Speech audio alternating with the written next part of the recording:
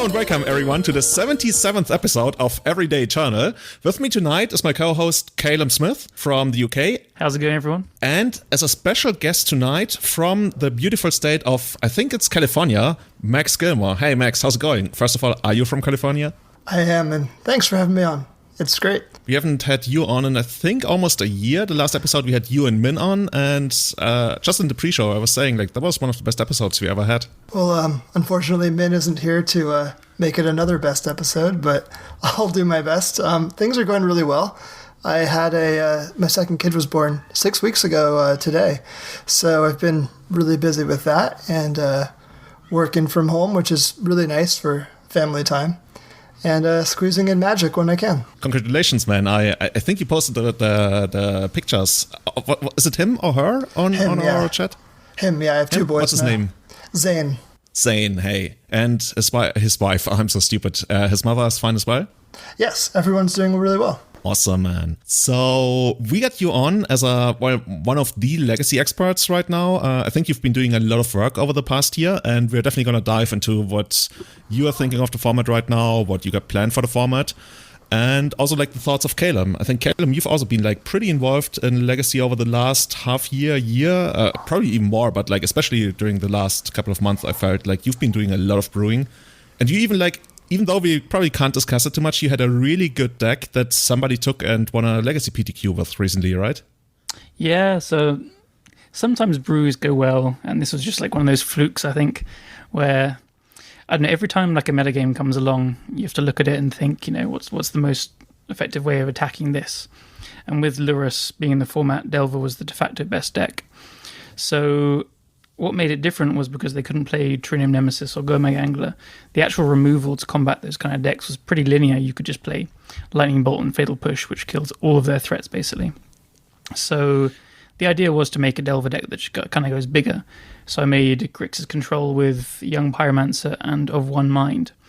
So I'll be honest, I'm still not sure if the Of One Mind kind of package was just a bit cute. Like, I think the card is decent, but it still needs to be like to prove itself. That's the card that draws you two cards if you have like a human and a non-human, right? Yeah, exactly. So it's a divination. This is less true for Legacy now. It's quite a deep topic, but I think raw cards was always actually quite hard to come up on in Legacy. You just got advantages through different things, either tempo or mana the other way or something. But raw cards, that was just predict in the format and Ancestral Vision for a very long time. So it's pretty powerful just having this extra card. It's an extra land drop to play through days. It's this extra card for force, whatever. It draws two cards. It's a divination, but if you have a human and a non-human in play, it costs 2 mana less. So it's just a single blue. So the idea is you can snowball with Young Pyromancer, because Young Pyromancer itself is a human and it creates elementals which are non-humans. So if you just have those two in play together, it's an engine on itself. And as you snowball further, you make more elementals and you kill them faster. You draw into more forces and you just kill them pretty quickly. So that was the idea behind the deck. That almost kind of reminds me of the Young Pyromancer Treasure Cruise decks we had exactly. At some point in Legacy. Actually, the Dig Through Time Young Pyromancer deck was where I got a lot of inspiration from it for, because there was also Delver decks in the format, and this was the one that went a little bit bigger than them. So I guess we go deeper on that in a short moment. First of all, I think let's just like wrap up what has happened in the format earlier this, was it this week? Yeah, we're recording this on I don't even know. Is it Wednesday? Is it Tuesday? I think it's Tuesday tonight, right? I'm lost in time. Yeah, I guess a lot of people feel that way right now. So yeah, yesterday, Lurrus, the Dream Den, and Zirda, the Dawn Maker, was banned. Basically Zirda, the big thingy. And yeah, I guess Lurrus is the one everybody said coming. I think you'd be hard-pressed to find anyone who didn't expect Lurrus to get the hammer. Zirda, people were a little bit more surprised about, but I found it interesting that Wizards mentioned that on the one hand, Zirda wasn't seeing that much play, but the win rates were so high that they felt, okay, we just like preemptively ban Zirda as well before it takes over and we have to step in again. How do you guys feel about that? I know Callum and I have played a lot of Zirda. Max, have you also touched on Zirda? Yeah, I have, and I feel really good about that call. I made a post on my my site, minmaxblog.com, speculating last week about what the bans would be, and really hoping that if they didn't just axe the companion mechanic altogether and ban Lurrus, they would also take at least Zirda with it, because the Zirda decks were as good, in my opinion, as some of the non-Delver Lurrus decks. Like, I'd probably put it on the same tier as, like, the Lurrus Miracles deck, as far as its raw power goes. But if all the Lurrus decks are gone, we would just be in Zirda hell with probably the Zirda decks even more warping and dominant than the Lurrus decks were, because there's less variety among Zirda decks than there are among Lurrus decks. So I'm glad they took Zirda out too. Yeah, for me it was quite surprising, I guess. I still didn't have a good sense on how good the Zirda decks were. I know the Turbo one was very powerful, but because it was kind of kept in place by Lurrus at least, I wasn't sure. But the Bant version is also really good, so I really liked that they mentioned that the win rate was high, because the deck was putting up results, both kind of versions, but yeah, it's a good reason. If they just banned it and they didn't give that reason, I would have been a bit more annoyed, I think, but yeah, it's fair. The Bant Zirda deck was really strong. It was basically a Snowko deck that just had a combo finish, so instead of your opponent being able to play aggressively against you, they had to play conservatively against a Snowko deck, which is just not a winning position to be in. So it's like any Splitter Twin kind of deck where if you have a combo, then your opponent just has to play differently against you. So your other cards, which are on their own pretty good, become really, really strong. Yeah, that's fair. I kept looking at the list at the beginning and I thought it just looked very clunky to me, but it might have just been because I was looking at it from the perspective of a Zirda combo deck. But you're right, it really was a snow deck with this combo kill. And Khan is not a bad card to play even without this acceleration from Grim Monolith, but you just, you up your strong starts with that as well. Turn 2 Monolith into Khan plus whatever. Yeah, it added a really new dimension to the deck as well, as you say, plus this combo. So yeah, I think it was better than I first thought it was as well. Yeah, I think overall it's kind of telling that the reaction to Zirda being banned as well has been largely positive. At least I didn't see anyone really on Twitter or Reddit who was pissed about, oh my god, they took away Zirda. I think the overall echo has been yeah, that's probably the right call. And you rarely get it that Legacy as a community agrees that much on a card being banned. I like it. I think that's partly because it wasn't actually played that much. No one was really attached to it. True. Potentially. But yeah, I agree though. It didn't really bring much positivity to the format. Just, I don't know, I enjoyed the Turbo deck a lot, but yeah. Circling back around to a year ago, it's basically a Bomberman deck. So it's those kinds of decks are just always a blast to play. I can certainly agree with that. Bomberman is the kind of deck, I don't know, I really like. And you mentioned how, especially in the Zirda snow decks, you would have this engine of just good cards and planeswalkers, but also this potential combo kill out of nowhere.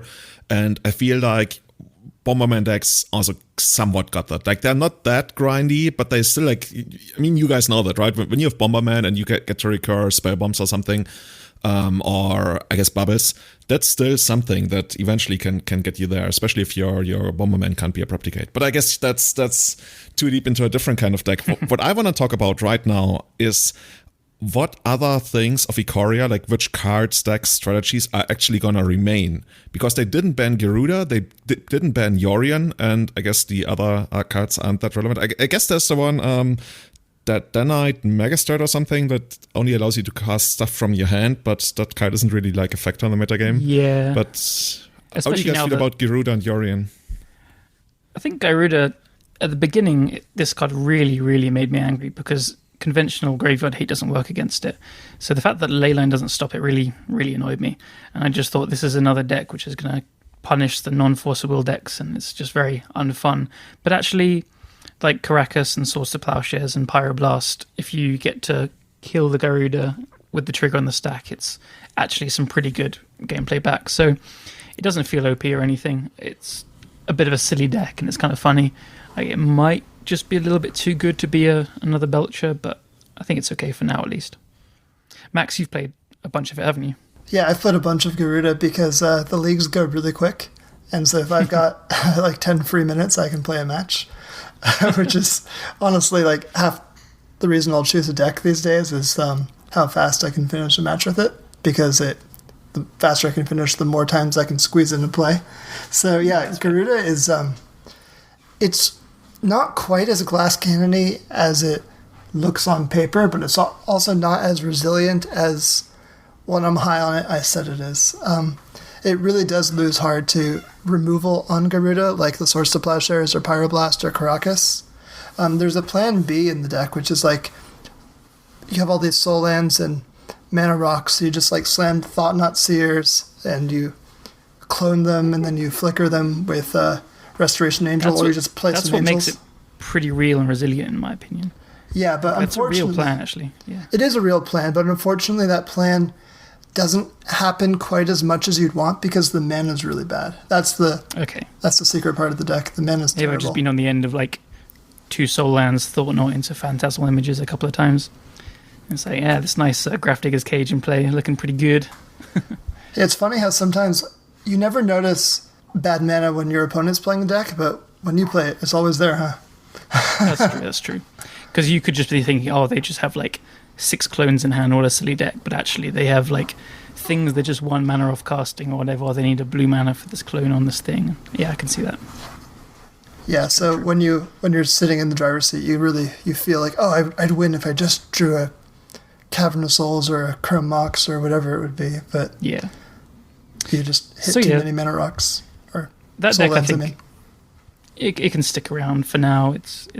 I still find it quite funny actually, but Yorion is the big elephant in the room, like figuratively and quite literally, because it's just big in every way. What is it even? Is it like a snake, a serpent? It's a bird serpent, I think. Yeah, bird serpent. It just looks huge, right? And a 4/5 is huge. Well, 4/5 is the typical Tarmogoyf size. That was feels like to me.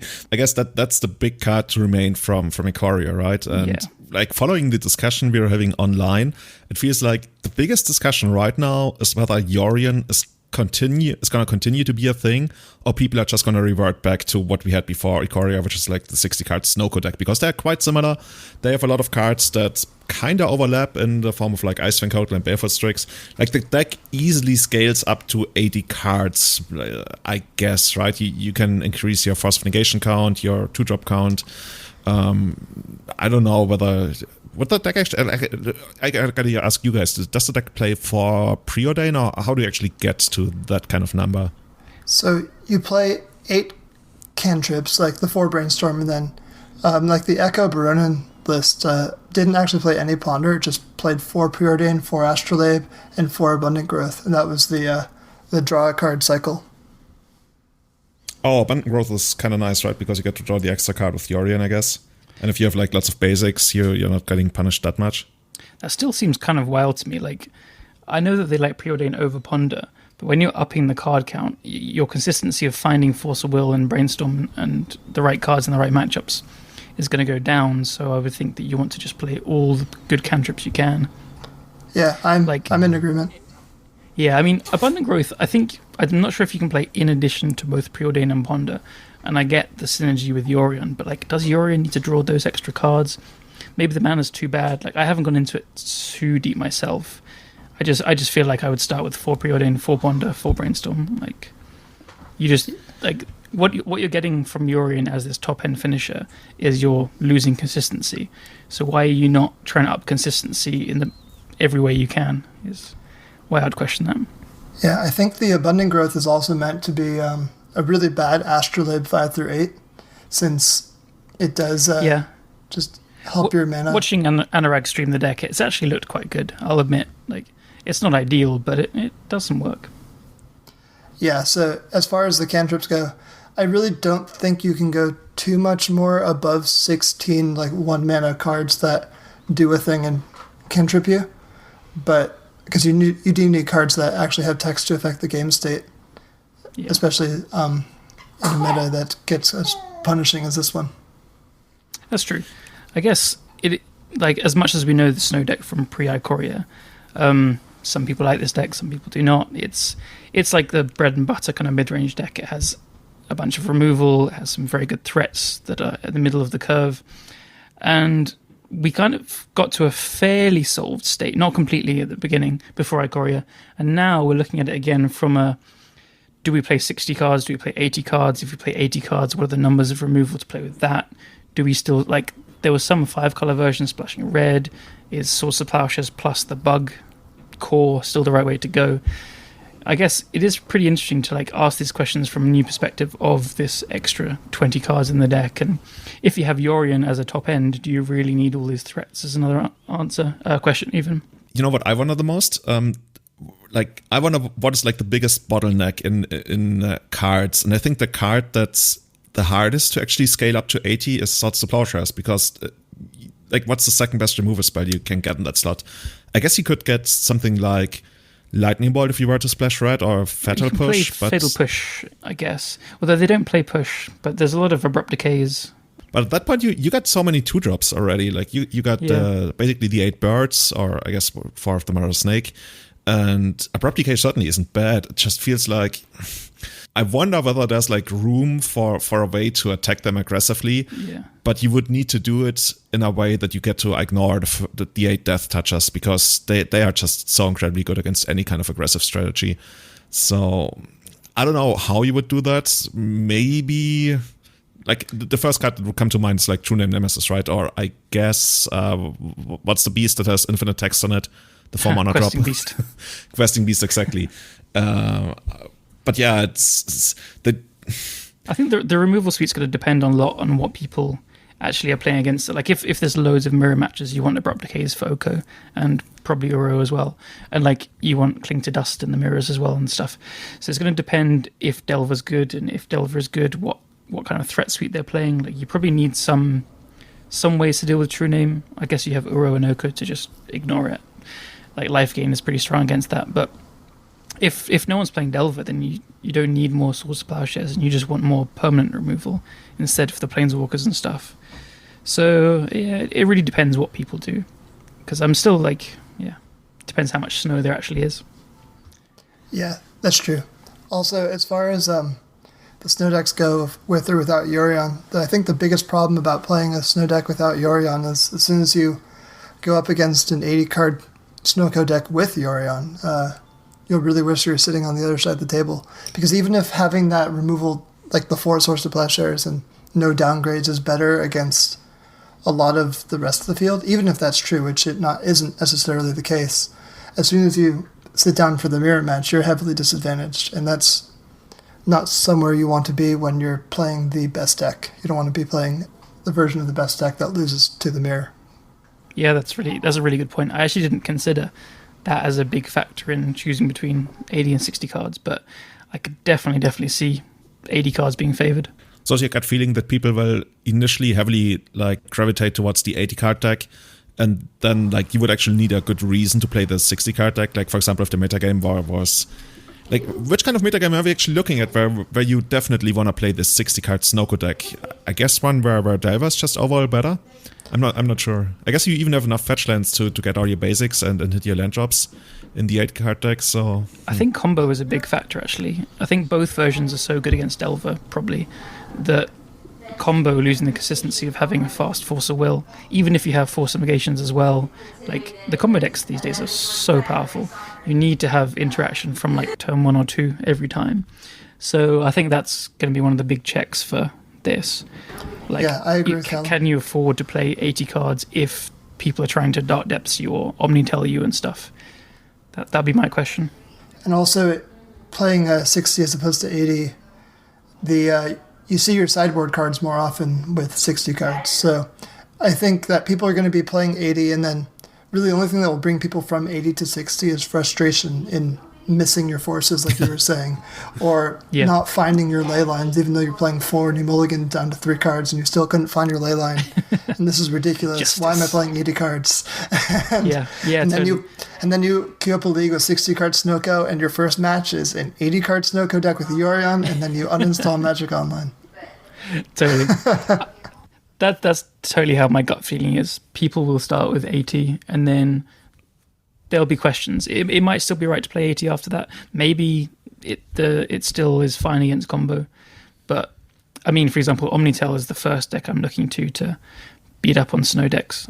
Like, I mean, they're not going to care if you're playing 60 cards too much as well. So, yeah. Yeah, that's actually a really good point. Yeah. Especially about the sideboard, right? Not only are you playing 20 extra cards, which is going to decrease the frequency at which you're going to see your sideboard cards, you're also playing 1 fewer sideboard card. And that's something that's like Echo Baronin accounted for, right? By I think he only played like 3 and 4-offs in the sideboard. He was well aware that he's really not going to be that likely to find any of his 1-offs. And I think that's something you almost gotta do with your 80 card decks, especially since the 80 card Yorion decks are of the kind of variety of like control decks that are pretty susceptible to being comboed out by resilient combo decks. Because they just like, we talked about it earlier, right? They have so many cards that are meant to basically invalidate any kind of aggressive approach. They don't really have that much protection, and also like they don't have a quick finisher, and their planeswalkers also aren't that relevant to most combo decks. So, you know what? Maybe I want to play like Dredge. I never thought I would say that, because I always like looked down upon Dredge until I guess the London Mulligan hit. Like looking back, I mentioned this before. I think Dredge might have been the deck that benefited the most from the London Mulligan. And yeah, if people are playing 80 card decks, maybe Dredge is I totally the place agree to with that. Yeah. I've got a huge soft spot for Dredge as well. I don't know. It's just something about how weird it is. Like it's just so cool to me. Even if it's well, I love it because it's so ugly and so weird. I don't know. Maybe that makes me ugly and weird. But I don't mind. Yeah, as far as which other decks do you love? as far as the graveyard decks go, you're right that punishing the Snowko decks on the fast proactive axis that most Magic doesn't get played on is really how to take advantage of the fact that they've got the sideboard disadvantage. So yeah, Dredge is a good way to do that. If you want to play Dredge and feel like you have a little more agency, Hogak is a great way to do that. Hogak is just I do blast. slightly question Hogak that it was very favoured against the fair blue decks, and it was the reason to play the deck. Actually, playing on the Double Dash recently, I was playing with Hogak, and it kind of woke me up to how many bad matchups it has. It has a lot. The reason to play the deck is just because you beat fair blue. But now, Uro, I think, has really, really flipped the matchup, because the first half of Uro makes, like, it kills the bridges because a creature they control died. And the second half just beats your, like, fair Vengevine, a couple of Grave Crawlers, like, fair plan. So I think Uro single-handedly is just so insane against the deck, and they have just enough interaction to, like, stop the combo kill. That, yeah, I actually really question how good the deck is anymore. Yeah, I could be wrong, but yeah. The Uro interaction is just crazy. I haven't played that matchup yet. I was just theory crafting, but wow, yeah, that will really flip it on its head.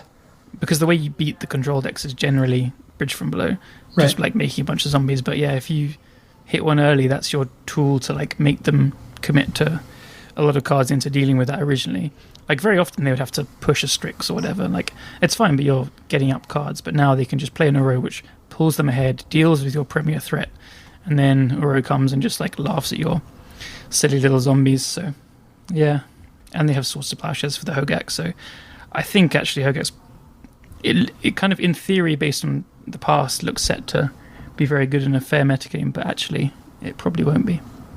Yeah, if you're not beating the Snowko Yorion deck, then you shouldn't be playing that, because that would be the reason to play it. So which decks are actually like, I mean, when we say beating, like obviously we don't mean like beat 100% of times or even like 90% of times, but which decks are favored against any of the Snowko or Yorion shenanigans that we are expecting to be going on in the format for the time to come?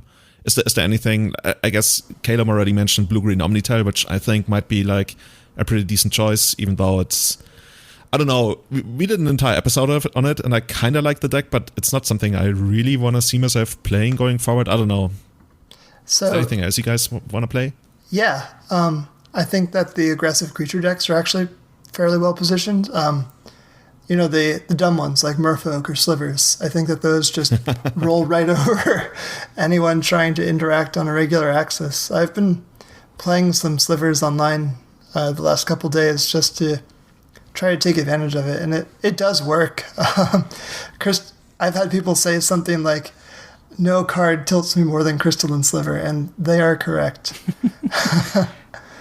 I think those decks, like, I agree with you. Those decks are genuinely much better than people like give them credit for.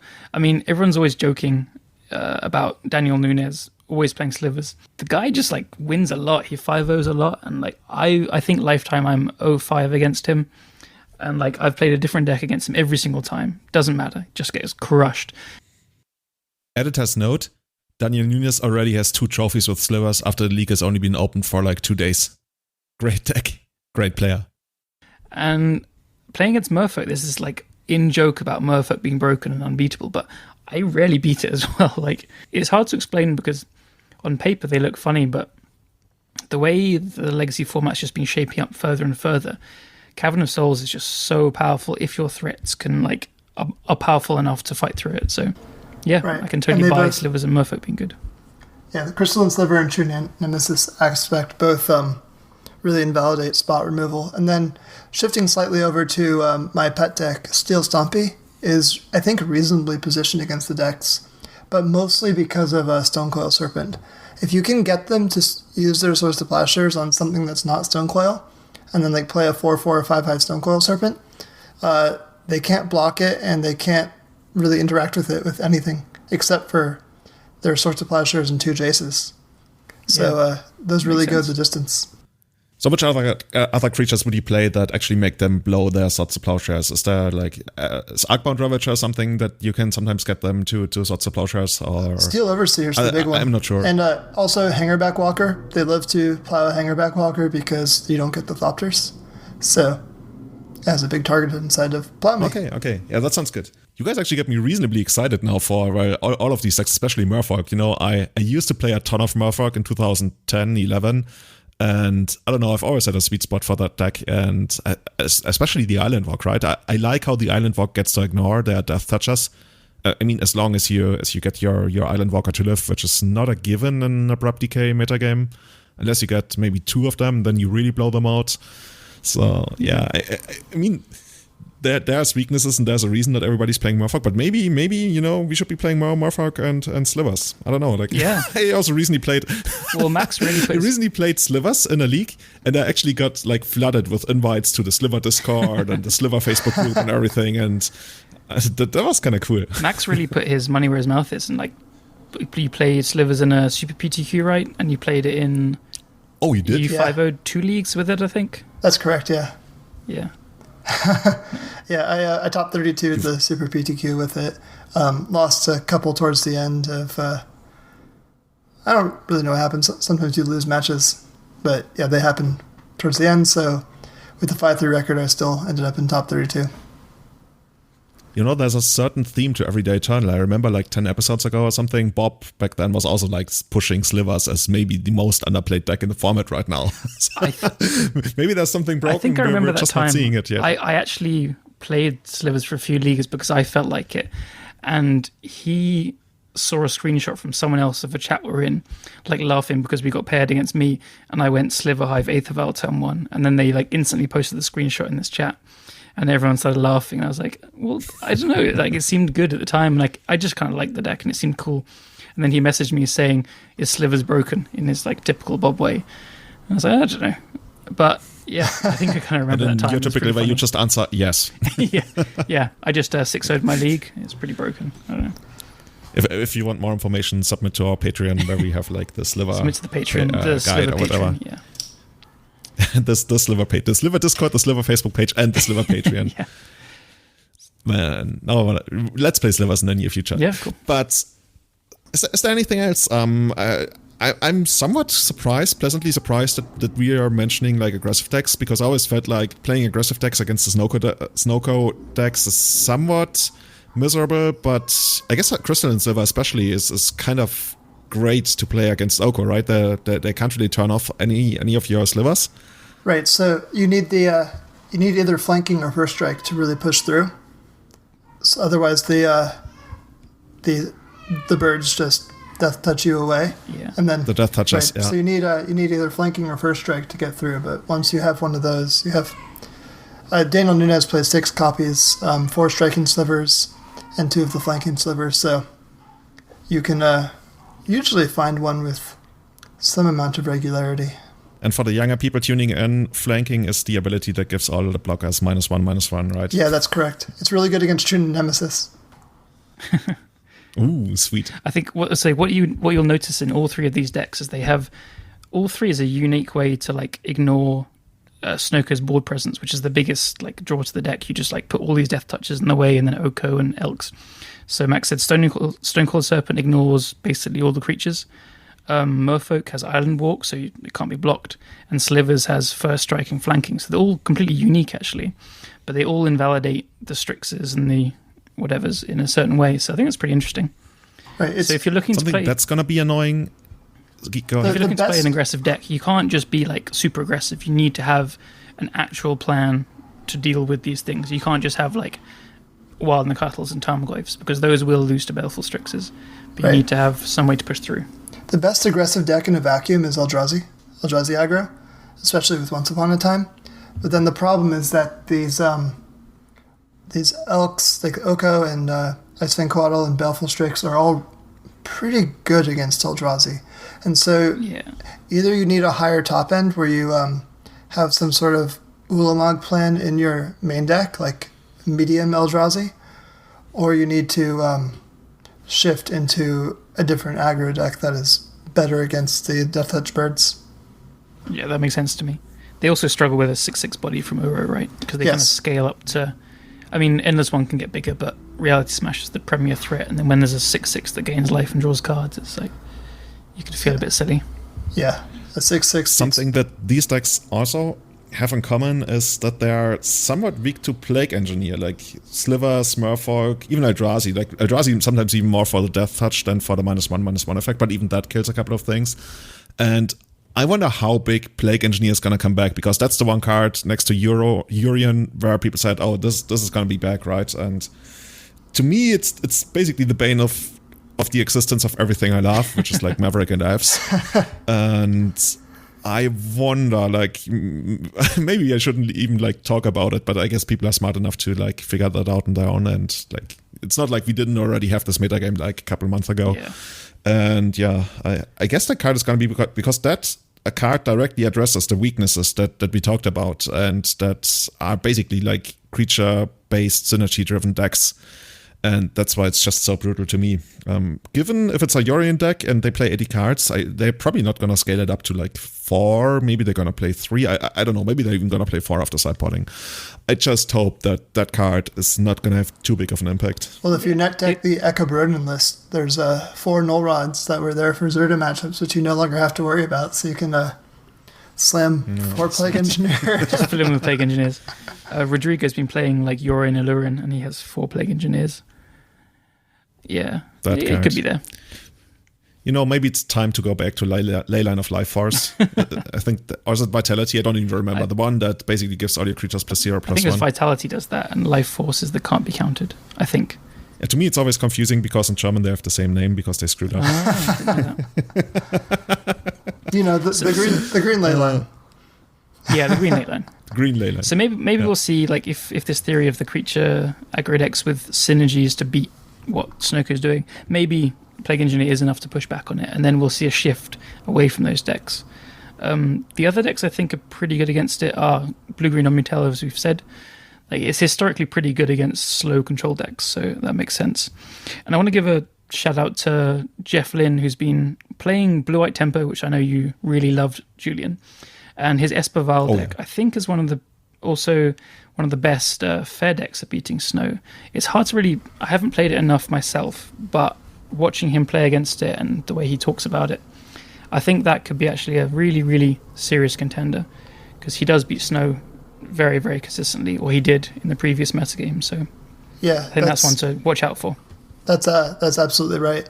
I actually, because I can't help myself, I immediately... My first league post-banning was 80-card Esper Vial with Yorion. So I stayed in Esper. I had enough willpower to not dip into green, which I kind of wanted to do for like Abrupt Decay and Oko.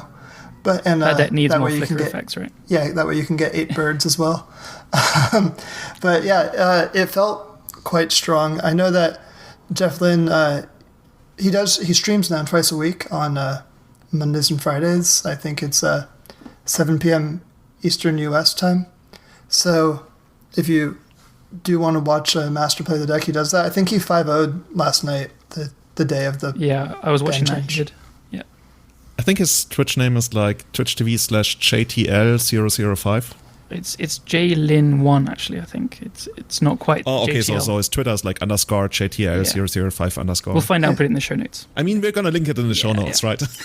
But yeah, that's my other pick for decks to to watch out for to beat Snowko. Yeah, I'm super excited for Esper Vial. Esper Vial is actually the deck that I said that would be the first thing I'm gonna try once we return to the previous metagame, because Jeff said he thinks it's in the old metagame, in the pre-Companion metagame, he was pretty convinced that it was the best deck, which is at the time felt like a kind of a wild claim to me, because it really only was like him playing the deck.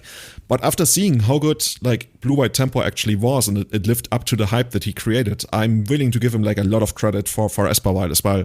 And I'm really excited to see that. Given I played Painter earlier this week, but that was more of actually just like, let's play this, let's try this. It plays 6 blasts, so you get to counter like all the important cards.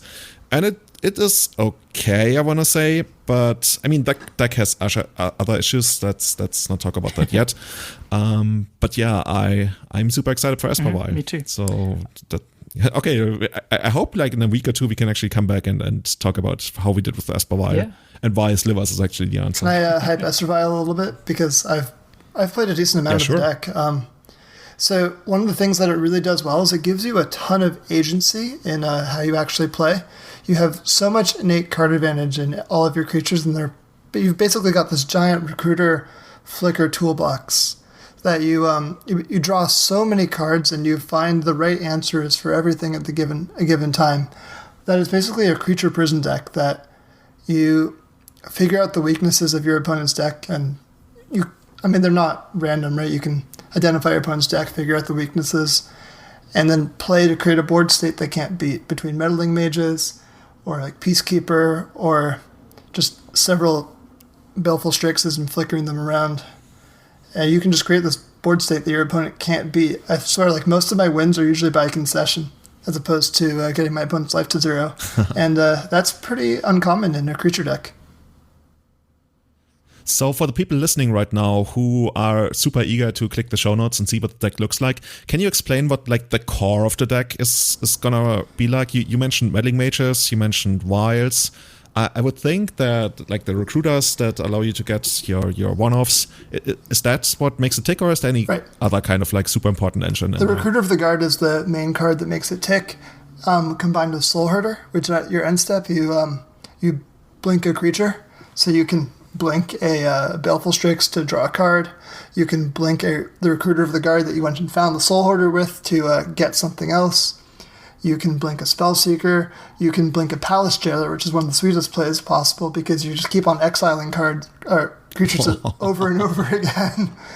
And so, you basically just create this insurmountable advantage with your creatures.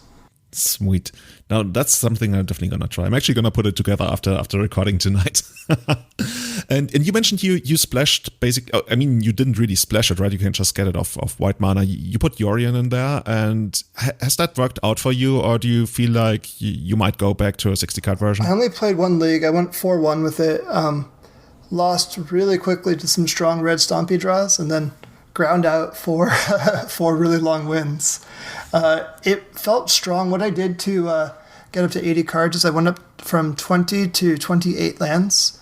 I added 4 Arkham's Astrolabe, so you had Vials and Astrolabe to kind of both fix your mana, so to speak. And then I added a Spellseeker package. So you Spellseeker is a 1/1 that when it enters the battlefield, you can search your library for an instant or sorcery with converted mana cost 2 or less. So you can find, Source of Plowshares, you can find Brainstorm, you can find Tithe. I put an Unearth in the deck as well, so I could find that. And I put a couple of the...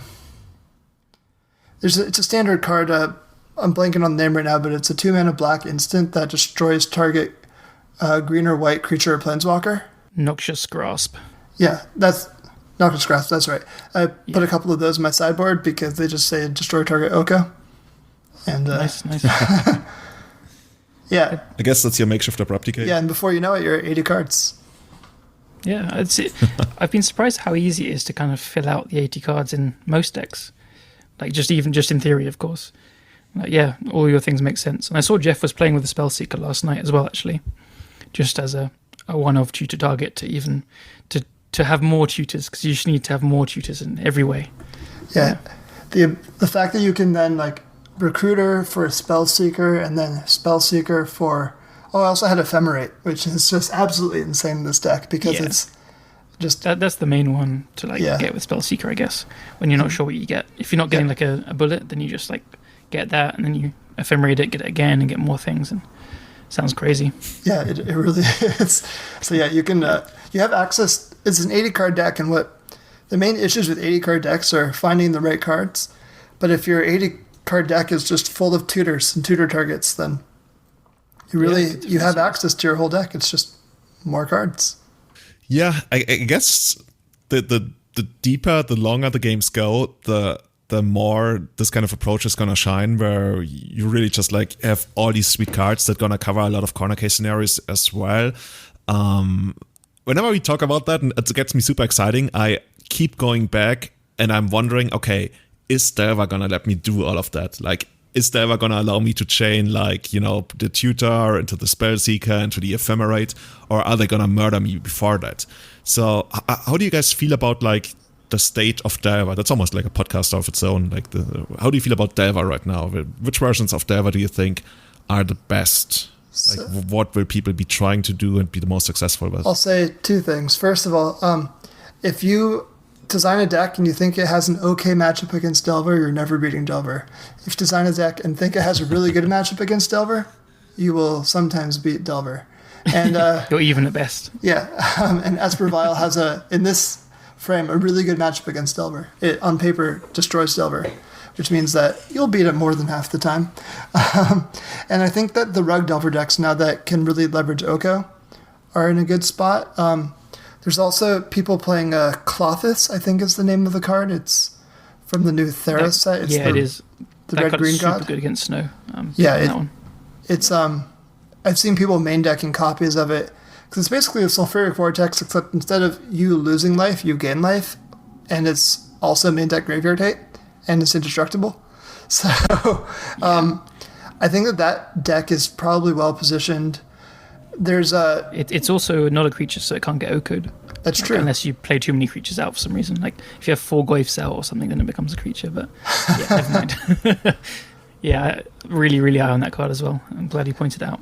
Yeah, and then I think Blue-Red Delver is generally good when Delver becomes good, because it's the Delver Trump deck, because it's just Delver with better mana, and especially since Dreadhorde Arcanist is now available in red, you're not really taking a decrease in card quality to only play 2 colors. You lose access to like some particular very game warping cards like Oko or like Clothis or Hate that you can only get in like say black or white. But the core of a blue-red Delver deck is really strong, and the mana being safe and non-attackable is as important, if not more so, than access to some of the more powerful cards you can get in different colors. That makes sense to me.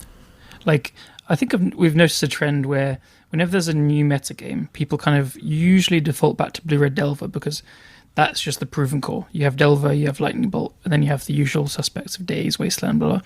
And then as the metagame kind of like filters out and you get to see what people are doing, then you can add a color based on that. So we might just see people kind of default back to Blue-Red until they're definitely sure what's going on.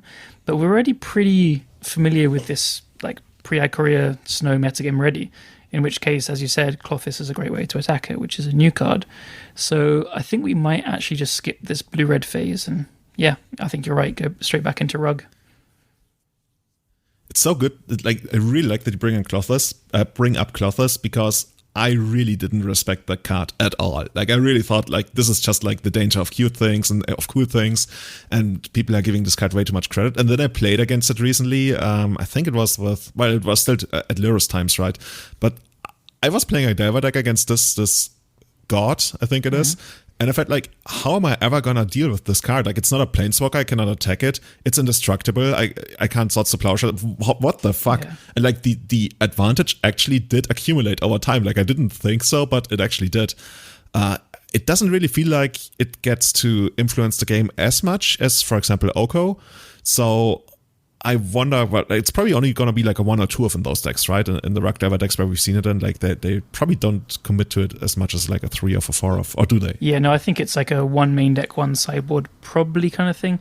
Or if Snow is everywhere, then it's probably 2 main deck, because that is the reason for it. Because it exiles Uro as well, so people need to like play Uro and escape it straight away.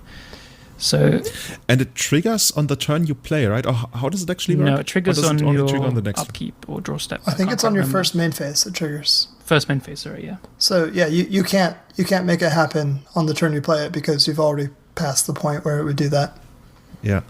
But yeah, I think it's 2 in the 75 that people are typically playing.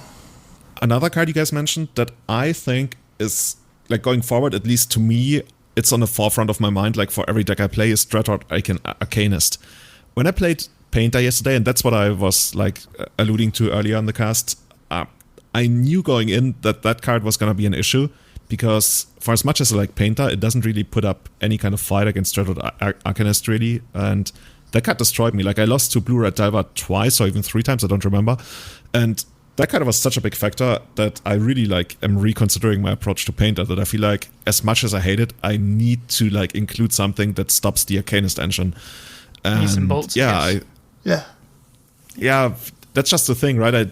I feel like bad putting in like cards that trade 1 for 1 that otherwise don't really do much for my deck, because like against a ton of decks, the bolts are not gonna do, because you get the luxury in Painter that you get to ignore most of what your opponent is doing because your combo is quick enough and you also have some kind of protection in form of bridge.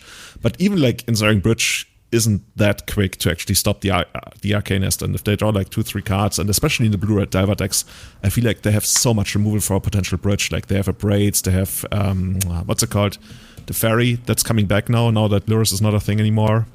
The Brazen Borrower. Oh yeah, of course, yeah.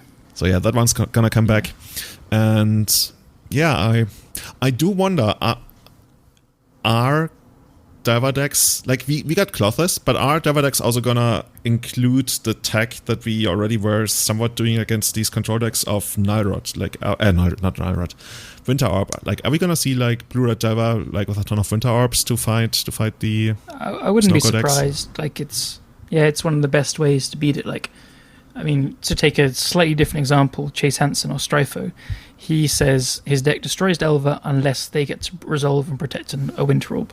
That's the only way he realistically ever loses to them, bar some things. So it is the best way to beat these like slow, lumbering 4-color control decks, be it Snow or not Snow. So yeah, I wouldn't be surprised if they start adapting too. There are some players that just always play 2, like Wackarok is one of the best Delver players online in my opinion. He absolutely has 2 at all times, no matter what.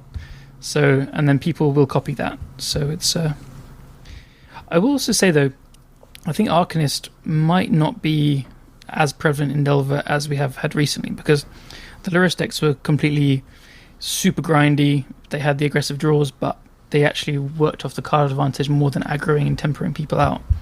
Rug, on the other hand, feels a lot more aggressive. They have Hooting Mandrills as well, and they have Tarmogoyf. So I think they are much closer to an aggro deck or a tempo deck than a grindy Arcanist deck. You'll see also Rich Cali plays a lot of Delver. He's one of the best as well as Wackarok, and he's always played 2 Arcanists, I think, and then 4 Goyfs. So he's always said that he thinks the aggression from Delver is what wins its games, rather than that grindy thing, for Rug anyway, at least. So yeah, it'll be interesting to see if it stays as a default 4 of in every single Delver deck, or if it's actually stripped back a little bit. Yeah, it's very possible that 3 becomes the sweet spot, especially if Chalice decks do see an upsurge for some reason. Arcanist is probably the worst 2-drop against Chalice in the world. Yeah. But yeah, the difference of Goyf is like just astronomical. Yeah, so unless you have, I guess, become immense. yeah, true. Arcanist has the advantage of you need to answer it instantly or you lose, basically. And so, I mean, obviously, citation or tons of corner cases where that's not the case, but yeah, Arcanist, you need to answer instantly. And so in a Lurrus deck where Lurrus had the same text except it replaced itself instantly, you could play an Arcanist, let it die, play play Delver turn 1, play Arcanist turn 2. They both basically get removed. You daze where you can. You exhaust your point of resources. You slam a Lurrus, and now you replay your Arcanist. And now they're completely buried under this infinite card advantage. But as you said, that's not the case in these Rogue Delver decks, which really lean on Tarmogoyf a little bit heavier. And so the way that they can leverage Arcanist is basically by saying, hey, you need to remove this immediately. And then once your opponent spends removal, play like a beater like the Mandrills or the Tarmogoyf, and then win quickly. Or the other way around is expend removal on these big beaters and then slam an Arcanist. Your opponent uses their last removal spell to try to remove your Arcanist. You force the removal spell, and then you draw a ton of cards and bury them in card advantage that way. So it does complement each other to a degree, but it's not quite as drastic as you saw in the Lurrus decks. Yeah, I agree with that. I think Rug also gets a lot of points in the threat speed so diverse. Like Oko doesn't get swords or whatever. Like Goyf doesn't get bolted. Arcanist needs the removal fast, whereas Goyf you can use your life total as a resource. Mandrills doesn't get decayed, where decay is good against the Goyf and the Oko. So I've found myself with a bunch of different decks, like just stuck with the wrong removal at the wrong time. Like you have 2 plows and they play an Oko or a Clothis, or you have a bolt and they play an Oko or a Goyf or whatever. So I think that's one of the big advantages of Rug as well. So we might see that flesh out more. That reminds me of the old Grixis Delver decks the same way, with Young Pyromancer demanding like a sweeper removal, and then Arcanist demanding spot removal, like that went low, and then Gurmag Angler with 7 CMC. Yeah. And then True Name Nemesis. Yeah, True Name Yeah, exactly. So yeah, it feels similar actually, just a little bit bigger, I guess.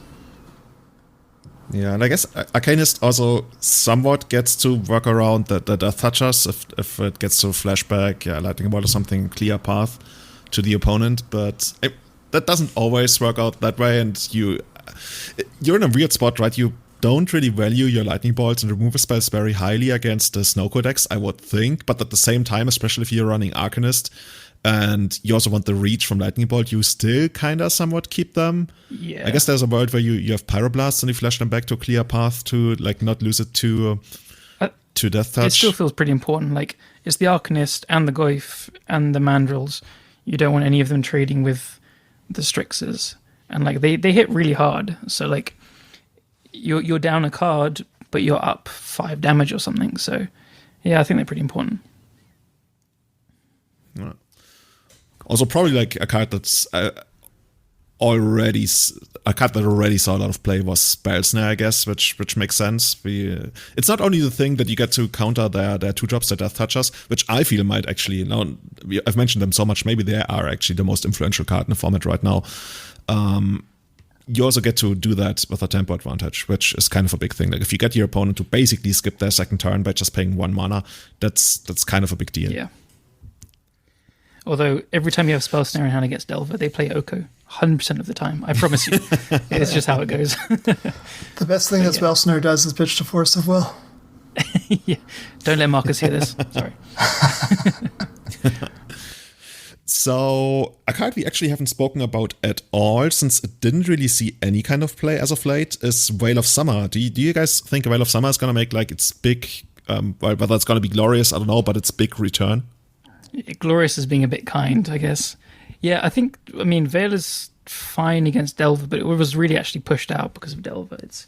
It's a really big tempo loss to leave up this 1 mana to try and protect your things, and you want to be reactive against Delver rather than proactive, which Veil is probably better against. But it is amazing against snow decks. Like, you counter any of their counter magic, obviously. You can technically counter an Oko plus, you can stop their decays and whatever. So yeah, I think there's a very good chance we see an uptick in Veil.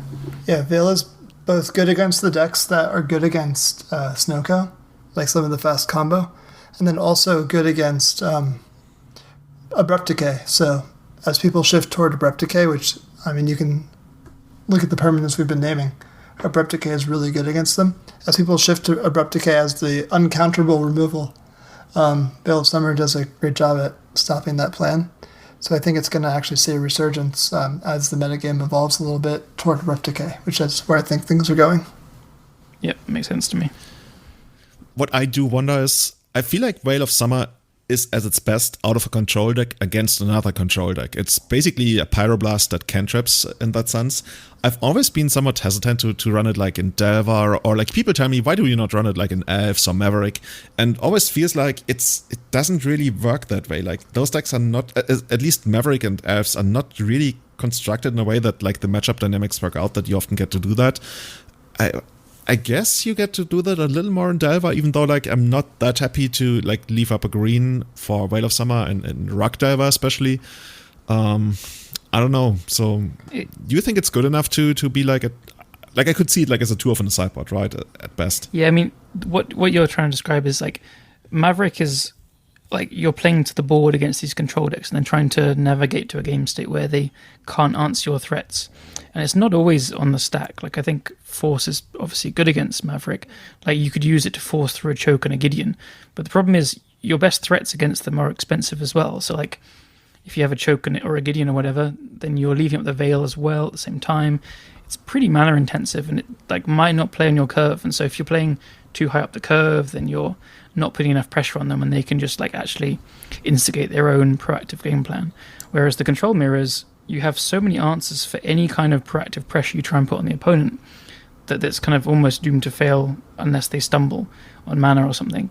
So actually the mirrors become very much about either snowballing early, which Veil of Summer helps to protect your threats from removal, or it becomes very much about raw card advantage, which Veil is going to put you up a card, maybe 2 if you Veil a Force of Will, or it just becomes very stack based as well, which again Veil is amazing against. So I think that's the kind of dynamic where it's, as you say, amazing in control mirrors, but can be slightly awkward from the non matchups that go to a stack based interaction later in the game, if that makes sense. Yeah, Veil is way better when you can pick the timing of the battle, which reactive decks or combo decks tend to do, and way worse again when you're playing proactively and your opponent gets to pick the answer. Because if you play a Gideon and then your opponent goes Council's Judgment, like your Veil isn't going to do anything, or you play a choke, your opponent lets it resolve and they disenchant it.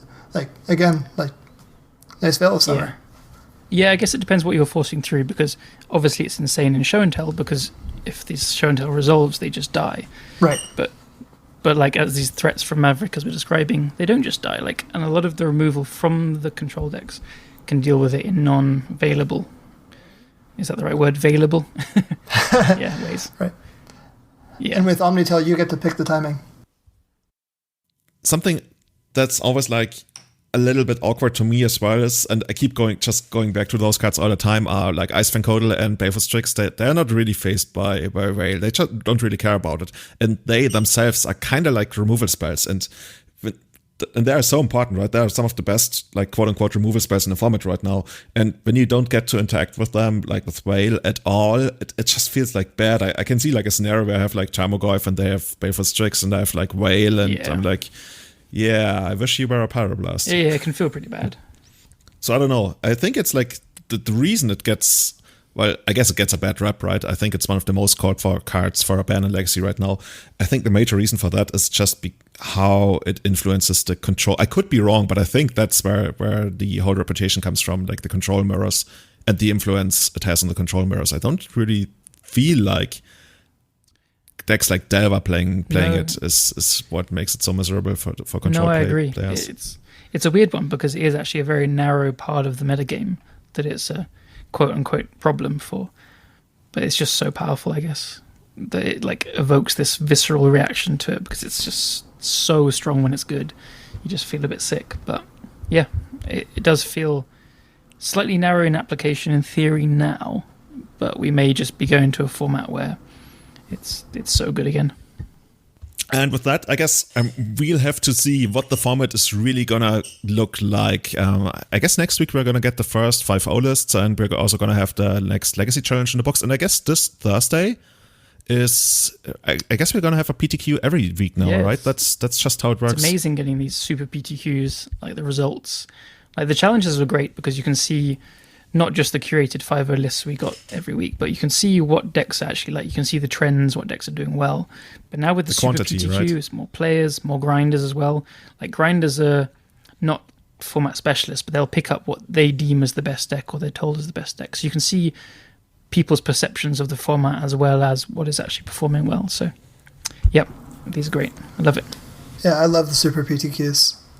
The pricing is good, which also helps incentivize good players to play them. The stakes are high. They're happening all the time. They're fantastic. Do you guys got any idea what you're going to play in the PTQ on Thursday? Which is, by the way, Father's Day in Germany. I don't know if that's the same in the UK or the US. I'm not sure here. I should know, but I'm going to find out. Hold that thought. Father's Day is always on a Sunday. I'm working every day, so I won't be playing, unfortunately. Yeah, I don't think I'll be playing this one either. If I could play anything, if I could play anything and devote the time to really play the tournament, it would probably be Esper Vial. The reason why, if hypothetically I were able to play, it might not be Esper Vial is because of the 2-year-old and 6-week-old in my house. So those are pretty good. It's hard to play 50-minute rounds over and over again, and far easier to play 10-minute rounds. I would play Blue Green Omnitel, I think, just because I also think if I had like lots of time to prepare, I like the idea of Esper Vial as well, but I don't. So if I was playing, I'd play Omnitel, I think. So Max, if you need time and you want to play quick matches, there's a deck I can recommend. It has like a demon kraken in it. If you heard Steel about Stompy? Wow, that's a really good call. It turns out that Lurrus is still legal. It's just a Merfolk wizard, and it only costs 1 blue mana. Emery is a fantastic magic card.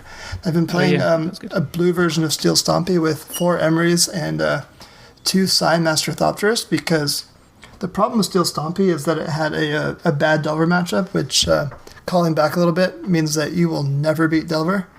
And Psi really flips the Delver matchup on its head because it makes this infinite stream of blockers. It also really fixes the Depths matchup. But as far as Delver goes, it now has, I'd say, a good Delver matchup, which means that you sometimes beat Delver. Can you send me the list for the blue version of Steel Stompy? I want to try that out. Yeah, absolutely. And I'm going to list it in the show notes. Yeah. Here's a question. That's great. Can Steel Stompy play Garuda? Not with Not Emery the and Psi Psi, but yes. But the normal one. Actually, I'm not sure if you saw this, but there was a version of Steel Stompy back in the Lurrus metagame that played Garuda as its Game 1 companion, playing all even spells. And what it did is it forced your opponent to basically mulligan as if you were on Garuda. And then you weren't. You were on Steel Stompy. And then you couldn't even cast the Garuda. And then games 2 and 3, you actually sideboarded into... You chose Lurrus as your companion because That's so the jig smart. was up. That's so cool. I played against a Tesserator list online with Garuda as the companion, and I mulled to Force of Will and then lost because they had way more threats. But Lurrus as like the second game thing, that's awesome. I love that kind of deck building. Yeah, I think Newton also did that, right? When he won it was even more than a Super PTQ. It was like the Magic Online qualifier, like one of the biggest things we have in Magic Online, which was worth like at least $5,000. Like, it goes up to like, I don't know, a ton. Guess who came ninth on Breakers? Yours truly. Newton came in 8th, and he beat me by like 0.03 on Breakers or something. I found out it was really Newton's day. It was he got the round 1 bye. And then snuck into 8th place. Yeah, and then... That's why he got it. Oh, my God. Yeah, it was... Okay. He's Magic I'm happy for him, of course. Yeah, he's blessed by the Magic Online gods. I mean, he plays a great deck. What can I say? He plays incredibly well, but if... calling back to last week's Legacy Double Dash, Newton and Callum were playing, and Callum was something like 99% chance to win a game, and 2 of Newton's natural orders had already been exhausted, and the only way Newton could possibly win was drawing the next natural order. And I say to God. Yeah, so I'm watching with my wife Manisha, and I say to her, I guess you need to draw his 3rd natural order, he loses. And Manisha's response is, Newton's really good at drawing natural order. And sure enough, there it was. But yeah, he builds his decks right, and he sideboards them correctly, and really he maximizes his odds to draw the right cards at all times. And if you ever notice someone is constantly getting lucky, it's not luck. Except for this time. Yeah. But no, I'm joking. I mentioned that. I think that's just a big theme of playing elves. like constantly maximizing towards drawing what will get you out of what you need. Because when you mention that, that's also something I've been saying for a long time. Like I sometimes like say it doesn't matter, just draw what you need, it's gonna be fine. But I mean, as cheeky, I don't know how to call it, like as stupid as it sounds, it really speaks towards the core of like what it means to play elves. And that is really just like you're working with what you have, but you are also working with what you could draw, what you might draw, and what maybe might be the only out that you have to draw. And then you just play according to you drawing it. And you just assume if that's your only out, then you're going to draw it. And with elves, that's just like such a big thing. And it's kind of interesting that you mentioned it without me even bringing it up in the first place, because I really think that's like one of the core essence approaches to playing elves well is that kind of mindset and that kind of preparation for what you might draw and then to capitalize on it. And that's why sometimes people might be walking by and you just lose because you didn't draw what you needed. And then they're like, why would you even play that? I will never forget that. Like, if you guys still know, like Philipp Schöniger, 2014, I lost that way because I just like didn't draw anything for a couple of turns, and then the deck looks really embarrassing. And he was like, how could you ever play that kind of deck? It's like, it doesn't give you any agency. And yeah, like the concept that I just discussed, where you play towards what you might draw and what might win you the game, that's the kind of agency you have. And then, I mean, you might win, you might lose, there's some luck involved, but I think that happens for a ton of decks. And for some decks, it might not be as evident because you feel like you have agency, but in the long run, you actually don't. And yeah, that's just something I wanted to touch on, because you really struck a nerve there when you said you play according to what you can draw, because especially for it elves, makes perfect sense, because elves is like the ultimate synergy deck, right? You're playing a bunch of 1/1s for one, that they all work together in little ways, and then you just have these payoffs that you build towards in whatever way it is. So yeah, it makes perfect sense. What you said also like made me remember one of my first memories of getting back into the game and back into Legacy. The first time I kind of came back, I used to play Extended years ago, and I came back and said to a friend, I want to play, and he lent me a Legacy deck. I think he lent me Food Chain, and he was watching me play like the first round or second round, and then afterwards he told me like, why didn't you play Food Chain turn 2 off your Bird's Paradise, whatever? And I said, I was playing around Force of Will, I thought my opponent had it. He was like, no, you don't play around Force of Will by not playing your spells, you play around Force of Will by playing your spells, getting them Force of Will, and then you just like have the next thing free. So what you were saying, you just like, yeah, that kind of made sense to me as well. Yeah, there's also something else that I think you've said multiple times, Julian, and it's that sometimes the right play looks really embarrassing when it goes wrong, and that doesn't make it the wrong play. It's like, it's okay to look stupid. In fact, sometimes it's even good to look stupid, and like you shouldn't let the perception of like falling flat on your face prevent you from making the play that gives you the best chance to actually win the game. Yeah, couldn't agree more. That's pretty much it, right? I think that's a common theme, not only like with regards to elves, but to not even like Magic, but most competitive things that have an element of variance in them, where I think the people who are doing really well in it, they will tell you exactly that. They're not like scared of looking stupid. So yeah, I hope we didn't look too stupid or sound too stupid on this cast. I'm gonna do some editing to actually that's the beauty of editing, right? I'm gonna make all of us sound much more smarter and also give a better listening experience to the audience. That's what we do every week, I think. Yeah, that's why actually I have to do almost no editing. So, guys, thank you so much for coming on. I'm really looking forward to seeing how this format is gonna turn out. If you want to see more of Callum, of Max, of me, where can people reach you guys? Like, Callum, what's your social media? Where do we find you? I should need to look it up again quickly. I can't remember. I think it's at Whitefaces MTG on Twitter. That's where I'm in the most of the times. And yeah, if you ever have questions on anything I'm doing, that's the best place to reach out to me. Either direct message or just tag me in something. And yeah, I share a lot of ideas on there, so that's the best place to find me. I guess we can also find you on the Everyday Eternal Discord if you want to drop by and drop any kind of question for future episodes. Yeah, anyone, you can find me there as well. Any questions, I'm happy to talk about. Awesome. And Max, where can people find you and your content? You can find me on Twitter at Maxtortion, at MAXTORTION, and you can find my content on Twitter and also on minmaxblog.com, where my buddy Min and I post Legacy content pretty regularly. I want to say one of the highest quality Legacy pages out there. Definitely check it out if you haven't heard of it yet. And also, if you have heard of it yet. It's only for people that don't know it. if you know one go. If you know it, don't come. We post. Yeah, you get like one-time entry.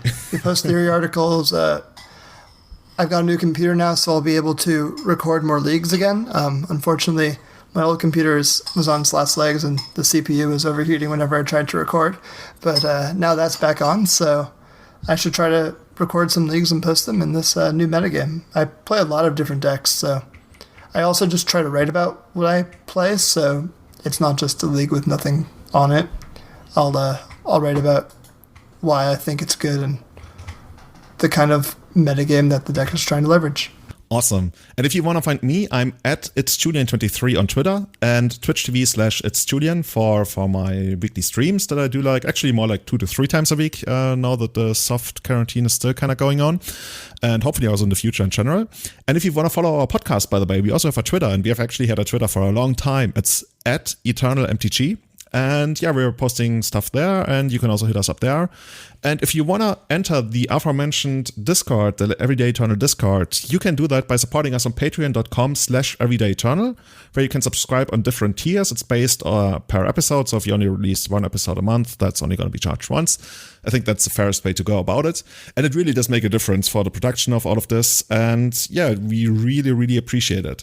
Especially for our biggest supporters on the Eternal Witness tier, Matt Nance, Valerio, James Slack, Victor Bernans, as well as on our top Grizzlebrand tier, Baju Butt, Scott Monroe, Kurish Alistair, and Jeremy Gates.